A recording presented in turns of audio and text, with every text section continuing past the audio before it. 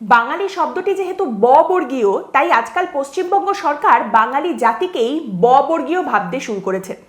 এই কথাটা আমার নয়, সম্প্রতি আমার করা একটি পর্বে একজন দর্শক কমেন্টে এই কথাটা লিখে দিয়ে গেছেন। আজকের পর্বটা করতে গিয়ে কোথাও যেন প্রশ্ন জাগছে যে এই কথাটা কি সত্যি? কারণ আমাদের পশ্চিমবঙ্গে যেখানে দেখা যাচ্ছে একের পর এক বাড়ি ভাঙা, বাড়ি পোড়ার ঘটনা ঘটছে, একবার আমরা দেখলাম তারাতলা, তারপরে তারাপীঠ, তারপর নিউ মার্কেটের মতো ঘটনা ঘটছে, সেখানে প্রত্যেকবার কি সুন্দরভাবে একই নাটক খেলে দেওয়া হচ্ছে। একদিকে মহামহিম শুভেন্দু অধিকারী, রাগী শাসানি মন্ত্রী অগ্নিমিত্রা পাল তাদের সো কল্ড বিরোধী ববি হাকিমকে শাসানি দিচ্ছেন, তড়পাচ্ছেন যে তুমি কি করেছো আমরা সব জানি, কোথায় কি সই করেছো, কোথায় কি পারমিশন দিয়েছো, তোমাকে আমরা জেলে পুরবো, তোমাকে আমরা হ্যান করবো, ত্যান করবো। তারপরে দেখতে পাওয়া যাচ্ছে আহা গো মেয়র সাহেব গো, আহা গো ববিদা গো, আমাদের সেই ছিচকাদুনে দিনের কথা তোমার সাথে আছে গাথা, এইসব চলছে। তখন কিন্তু শুক্রবারই বা মিনি পাকিস্তানের জনক এই সমস্ত কিছু চোখে পড়ছে না, মনে পড়ছে না।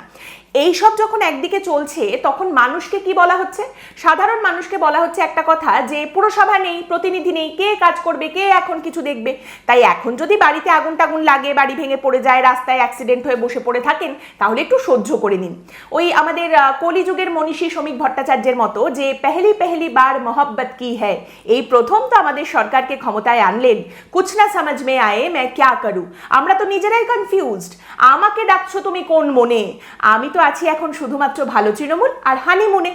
তাই এইখানে আপনাকে একটু ক্রোনোলজিটা বুঝতে হবে যে 3 মাসে এই যে এতগুলো ঘটনা ঘটলো, তারাতলা, তারাপীঠ, নিউ মার্কেটের মতো ঘটনায় যেখানে দেখা যাচ্ছে 30 জনের বেশি মানুষের মৃত্যুর খবর উঠে আসছে মাত্র 3 মাসে এই রকম ঘটনার জেরে, সেখানে এর দোষ কার, দায় কার, তাকে শাস্তি কে দেবে, এর জন্য কোনো উত্তর কোনো মানুষকে খুঁজে পাওয়া যাচ্ছে না।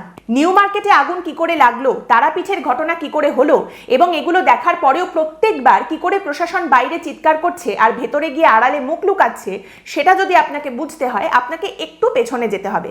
আপনি চলে যান জুন মাসে। মে মাসে সরকার ক্ষমতায় এসেছে, জুন মাসের ঘটনা কি জানা যাচ্ছে সেই সময়? না, তারাতলায় একটি নির্মীয়মান গুদাম হুড়মুড়িয়ে ভেঙে পড়ে গেছে, 14 জন সেখানে মারা গেছেন, 19 জন হাসপাতালে ভর্তি চিকিৎসাধীন, এই খবর আসছে। এই পরিস্থিতিতে দাঁড়িয়ে মহামহিম শুভেন্দু অধিকারী মুখ্যমন্ত্রী, তিনি বিধানসভায় দাঁড়িয়ে কি বলছেন? তৃণমূল কংগ্রেসের দিকে আঙুল তুলে তিনি বলছেন আপনাদের পাপের ফল, আপনাদের জন্য এই কাজ হয়েছে। আপনারা টাকা নিতে নিতে সিটি অফ জয়কে একেবারে মৃত্যুপুরীতে পরিণত করেছেন। তারই সঙ্গে মুখ্যমন্ত্রী শুভেন্দু অধিকারী তখন বলছেন যে ওই যে গুদাম ভেঙে পড়েছে তার নকশাতে প্রাক্তন মেয়র ফিরহাদ হাকিমের সই রয়েছে। তিনি বলছেন তৃণমূলকে উদ্দেশ্য করে যে আপনারা কি করেছেন এগুলো, এই দেখুন এখানে এই যে একটা ফল্টি প্ল্যান, স্ট্রাকচারের ডিফেক্ট থাকার পরেও সেখানে সই করে দিয়েছেন, অ্যাপ্রুভ করে দিয়েছেন। এই রকম আরো কত করেছেন কে জানে, কাউকে ছাড়া হবে না। আমরা ফ্যাক্ট ফাইন্ডিং করছি, আমরা সব খুঁজে বের করব কোথায় কোথায় আপনারা আরো এরকম ঘটনা ঘটিয়েছেন, এবং তারপর সবাইকে ধরা হবে, কাউকে ছাড়াছাড়ির কোনো সিন নেই। এই কথা বলছেন শুভেন্দু অধিকারী জুন মাসে। এখন আমরা দাঁড়িয়ে রয়েছি অগস্টে, অগস্ট শেষ হয়ে সেপ্টেম্বর শুরু হবে আর কদিন পর থেকে। এবং এই পরিস্থিতিতে এই সময় দাঁড়িয়েও আপনি কি জানেন সেই ফ্যাক্ট ফাইন্ডিং কমিটি তার কাজ করেছে কিনা? ফ্যাক্ট ফাইন্ড কি হয়েছে, সেখান থেকে কি খুঁজে পাওয়া গেছে, আরো কতগুলো ফল্টি প্ল্যান পাওয়া গেছে, তার জন্য কতজনকে গ্রেপ্তার করা হয়েছে, এগুলো কিছু জানেন? জানেন না। আপনি জানেন সেই সময় এই ঘটনা ঘটার পরে অনুসন্ধান কমিটি তৈরি করার কথা বলা হয়েছিল, মুখ্যমন্ত্রী অনুসন্ধান কমিটি তৈরির কথা বলেছিলেন। তা সেই অনুসন্ধান কমিটি তাদের কাজ শুরু করেছে, খুঁজে তারা কি পেয়েছে?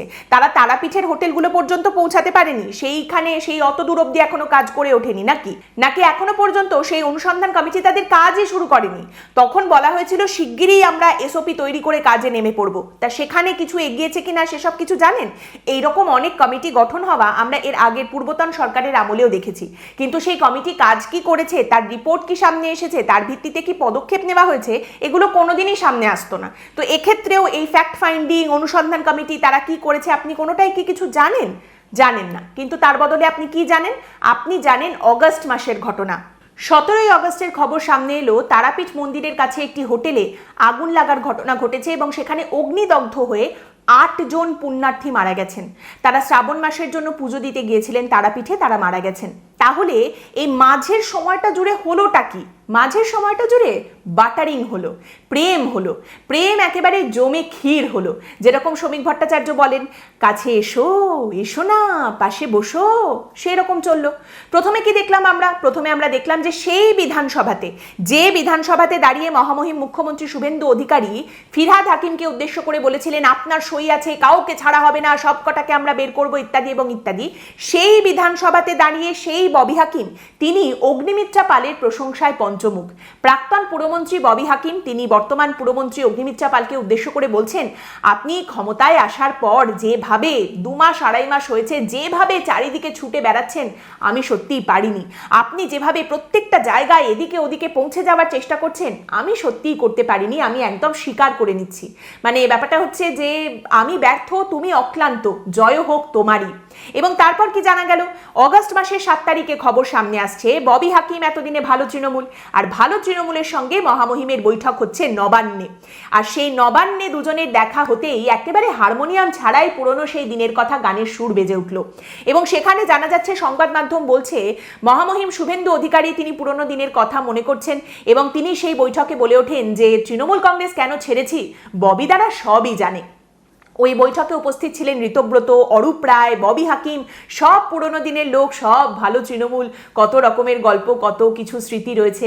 তারই সঙ্গে সংবাদ মাধ্যমে বলা হচ্ছে যে কিছুক্ষণের জন্য মুখ্যমন্ত্রীর খোলসটা ছেড়ে বেরিয়ে আসেন শুভেন্দু অধিকারী, পুরনো দিনে স্মৃতিরোমন্থন করতে থাকেন এবং সেই সময় তিনি বলেন যে আমরা একসময় কত কাজ করেছি একসঙ্গে। সুব্রত মুখোপাধ্যায়ের কথা বলে শুভেন্দু অধিকারী বলেন, সুব্রতদার সঙ্গে ক্যাবিনেটে কত বিষয় নিয়ে আলোচনা করতাম, ববিদা সব জানে, ববিদা সব জানে। আচ্ছা, ববিদা আর শুভেন্দু অধিকারীর তো আরো একটা ইতিহাস রয়েছে, কিন্তু না, সেসব কথা এখন নারদ ওসব কথা কিন্তু একদম মুখে আনতে নেই। তারই সঙ্গে জানা গেল যে এলাহি ব্যবস্থা ছিল সেখানে খাওয়া দাওয়ারও, ব্ল্যাক কফি, চা, তার সঙ্গে chicken spring roll, fish role, cookies, সব রকম ব্যবস্থা কিন্তু রাখা হয়েছিল। গণতন্ত্রের ঘোরতর বৈঠক চলছে এবং সেখানেই আপনি দেখুন কি সুন্দর বৈঠক, গণতন্ত্র, ভালো তৃণমূল, বিজেপি, সবাই, সেই শাসক দল, সেই বিরোধী দল, সেই পূর্বতন সরকার, সেই বর্তমান সরকার, সেই শুভেন্দু অধিকারী, সেই ববি হাকিম, সেই মিনি পাকিস্তান, সেই হিন্দু হৃদয় সম্রাট। আর এই সব কিছু যখন চলছে, এগুলোর মাঝখানে পড়ে কি অবস্থা হচ্ছে? এগুলোর মাঝখানে পড়ে পুজো দিতে গিয়ে পুণ্যার্থীরা মারা যাচ্ছেন অগ্নিদগ্ধ হয়ে। আচ্ছা, তারাপীঠে যারা মারা গেছেন তারা তো হিন্দু ধর্মীয় মানুষজন, তারা পুজো দিতে গিয়ে মারা গেছেন। এটা দেখেও যদি হিন্দু হৃদয় সম্রাটের টনক নড়তো তাহলেও দুঃখ খানিকটা কমতে পারত। মহামহিম মুখ্যমন্ত্রী ফিরহাদ হাকিমের সই দেখিয়ে এই সমস্ত ঘটনায় কাউকে ছেড়ে দেব না, ফিরহাদ হাকিমকে উদ্দেশ্য করে ছাড়াছাড়ির কোনো সিন নেই, একদম ছাড়বো না, এগুলো যে বলেছিলেন, এটা ঠিক কি মিন করে বলেছিলেন, কি অর্থ বোঝাতে বলেছিলেন, সেটা বোঝাটা একটু মুশকিল হয়ে যাচ্ছে। মানে মহামহিম কি এইভাবে বোঝাতে চেয়েছিলেন যে কাউকে ছেড়ে দেব না মানে হচ্ছে তোমাদের সবাইকে জড়িয়ে ধরবো, একবার সোনার চাঁদ পেয়ে গেলে আর ছেড়ে দেব না, ব্যাপারটা কি এরকম ছিল? যাই হোক, এরপরে খবর এলো নিউ মার্কেট, সেখানে আবারও অগ্নিকাণ্ড এবং এই ঘটনা ঘটার পরেই আবার সবার টনক নড়ে উঠলো যে আচ্ছা, এবার তো নাম ভূমিকায় ফিরতে হবে, শাসক বিরোধীর যে রোল আমরা প্লে করছি সেখানে তো আবার ফিরে যেতে হবে। ঝলসানো মৃতদেহের খবর সামনে আসার পরে শুভেন্দু অধিকারী লিখলেন, বছরের পর বছর ধরে কোনো নিয়ন্ত্রণ ছাড়াই কলকাতা তথা রাজ্যের পরিকাঠামো গড়ে উঠেছে।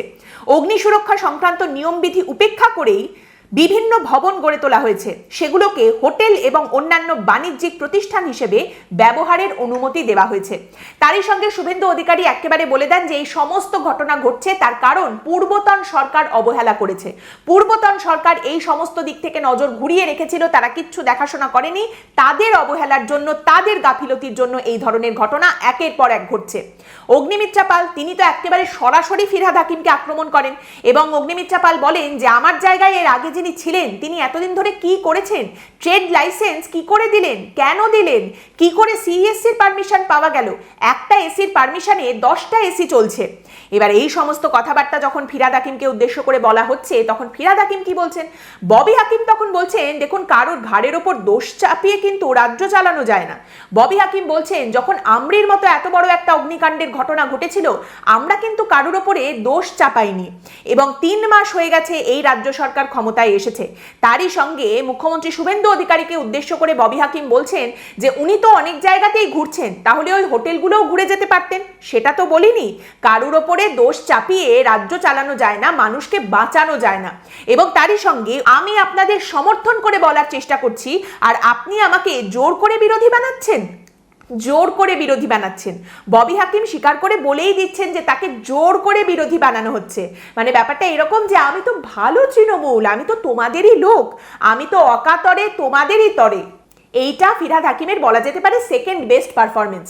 ফার্স্ট বেস্ট পারফরমেন্স বা বেস্ট পারফরমেন্স তার যেটা ছিল সেটা হচ্ছে সেই সময় যখন কেন্দ্রীয় তদন্তকারী সংস্থা ফিরহাদ হাকিমকে গ্রেপ্তার করে নিয়ে যাচ্ছে এবং ফিরহাদ হাকিম তখন বলেছিলেন যে আমাকে কাজ করতে দিল না, কলকাতার মানুষের জন্য আমাকে কাজ করতে দিল না, কলকাতার মানুষকে আমাকে বাঁচাতে দিল না। দেখুন, লজিক্যালি অনেক কিছুই করা যেতে পারে। পুরসভা নেই, প্রতিনিধি নেই, কিন্তু পুরো মন্ত্রী তো রয়েছেন, অগ্নিমিত্রা পাল রয়েছেন, তিনি এসওপি তৈরি করতে পারেন, নতুন নিয়ম তৈরি করতে পারেন এবং প্রত্যেকটা জায়গায় পুলিশদের ব্যবহার করে পুলিশকে দিয়ে সেই সমস্ত নিয়ম বলবৎ করা যেতে পারে, সেগুলো চালু করা যেতে পারে। তারা এটা দেখবেন যে সব ঠিকঠাকভাবে নিয়মগুলো পালন করা হচ্ছে কিনা। তারই সঙ্গে রাজ্য সরকার তার নিজের রাজ্য সরকারি কর্মীদের মধ্যে থেকে তো ছাঁকনি দিয়ে বেছে বের করতে পারে যে কারা ইল্লিগাল কাজ করছে, কারা এইভাবে সই করে দিচ্ছে, অ্যাপ্রুভ করে দিচ্ছে নকশা, কারা ফল্টি প্ল্যান থাকার পরেও সেখানে সই করে অ্যাপ্রুভাল দিয়ে দিচ্ছে, সেগুলো তারা বের করতে পারে। 200-র বেশি বিধায়ক রয়েছেন, তারা নিজেরা প্রত্যেকটা এলাকায় নিজের এলাকায় কি কি ইল্লিগাল কাজ এরকম ভাবে হচ্ছে, সেই সমস্ত কাজের সঙ্গে কারা জড়িত তার একটা রিপোর্ট 20 দিনের মধ্যে দিতে পারেন রাজ্য সরকারকে। 20 দিনের মধ্যে অন্তত প্রাথমিক একটা রিপোর্ট তো সামনে আসতে পারে। এগুলো সবই হতে পারে, কিন্তু সরকারের সদিচ্ছা থাকলে এগুলো সবই সম্ভব। আর আমাদের বাঙালিদের ওই যে ডান হাত বাম হাতের সঙ্গে আছে একটা অজুহাত, তাই এ সমস্ত বলতে গেলেই তখন অজুহাত সামনে চলে আসবে যে আমরা তো সবে ক্ষমতায় এলাম, আমরা কি করব। বিরোধীরা বলবে যে আমরা তো এখন আর ক্ষমতায় নেই, আমাদের বলে কি হবে, আমরা কি করব। পুরসভা বলবে আমাদের তো কিছুই নেই এখন, আমরা আর কি করব। এর মাঝখানে করার মতো কাজ আছে শুধুমাত্র সাধারণ মানুষের। কি করবেন তারা? সহ্য করবেন। আমার দিদা যেরকম গাইতেন, দোষ কারো নয় গো মা, আমি সখাত সলিলে ডুবে মরি শ্যামা, জল ছিল চক্ষে ক্রমে এলো বক্ষে, জীবনে জীবন নাহি হয় রক্ষে।